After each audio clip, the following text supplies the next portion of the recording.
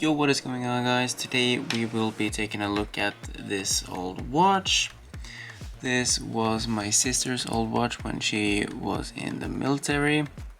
So this is the Suunto Ambit 3 run. It has seen some better days. So let's just start off by taking this apart. On the Suunto watches, you gotta take off these bands first, or at least I like to do that. It's not hard, it's one screw on each side, so 2 screws per band. Really nice to easily be able to take this off and switch them out if you would like to do so. So great design there. The newer ones, which you see on every other watch ever produced, you can see that they usually have this, I call it the stupid way of connecting it. Get out. There we go. Just force it out, really. Didn't get any contact. There we go. As you see, this has gone through a bit. But luckily with these watches, they're not hard to take apart. We're gonna continue on with the top here. Gotta change out the bit for a tiny bit smaller one. These screws are all the same length, so you do not have to think about putting them in a specific order or in a specific place. These can just be put aside for later. The top here, after how new the watch is, the better the seal. As you can see with this one, it kind of just falls apart. When you will be reassembling the watch, you have to make sure that the seal is here and the seal does not have any damage. If this has any damage, you should replace it. If not, it will not be watertight at all. Now we will be taking this and just slightly lifting it up from this side right here. The reason for that is that over here is the flex cable to the LCD.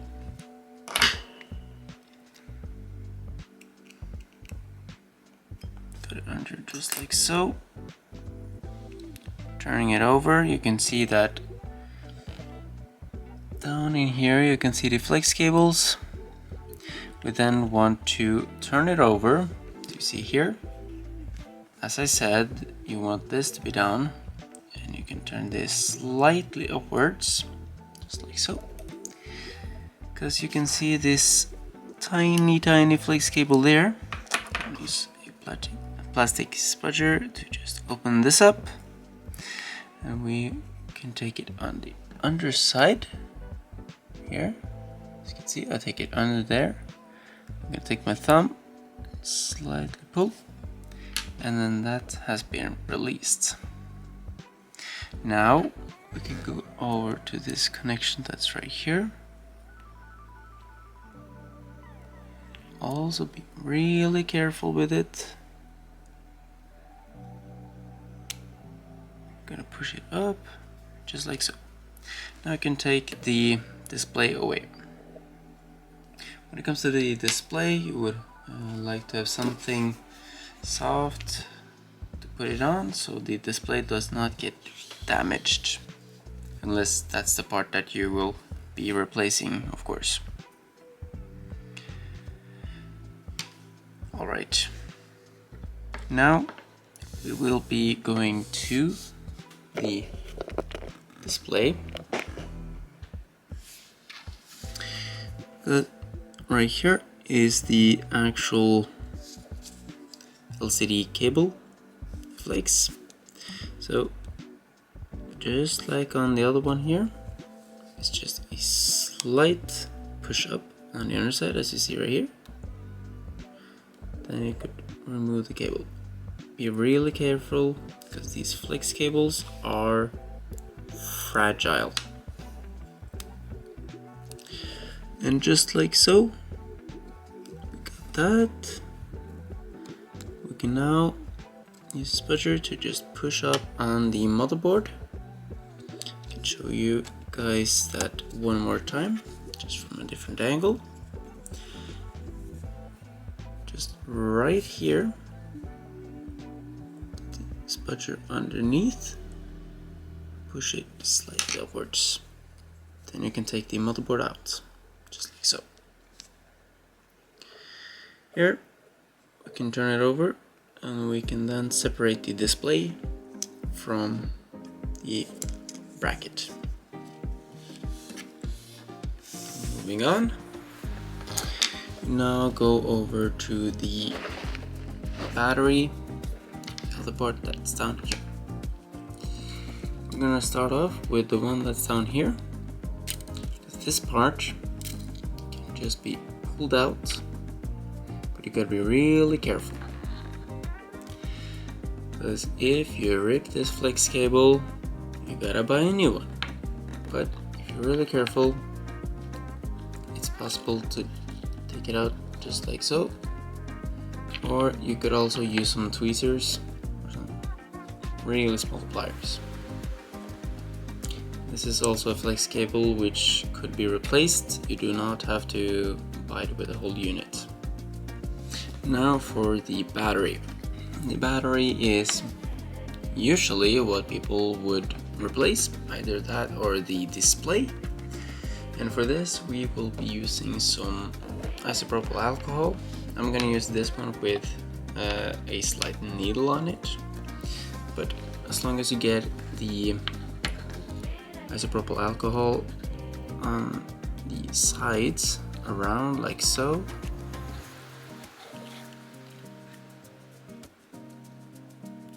gonna let it soak a bit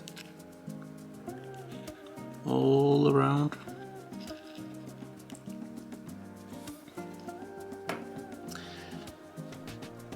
It's not recommended, but I found it the most efficient, and naturally it's also something that I've been used to for quite a while now, so I got the training for it. You should not use metal when removing a battery, but as you can see right here, it's easy to remove, and I have indeed learned how to do so. Note though that when I open this, these two tiny springs fell out. There are in total 6 springs in this watch. You get 4 of them here and 2 of them here. These are all to get the these are for the charging specifically, and these 2 are to get from this part over here and to the motherboard. But these 2 fell out. These can also fall out. These are not the same type, but these 2 are, and these 4 are. So just remember that when you're putting everything together, that you put these back in the correct spot. But that's it. It's not a whole lot of parts. It's not a hard repair. And whether you're changing out the motherboard, which I doubt you will do, either the motherboard, display, glass or battery, it's not a hard repair. So I hope you guys found this interesting or helpful.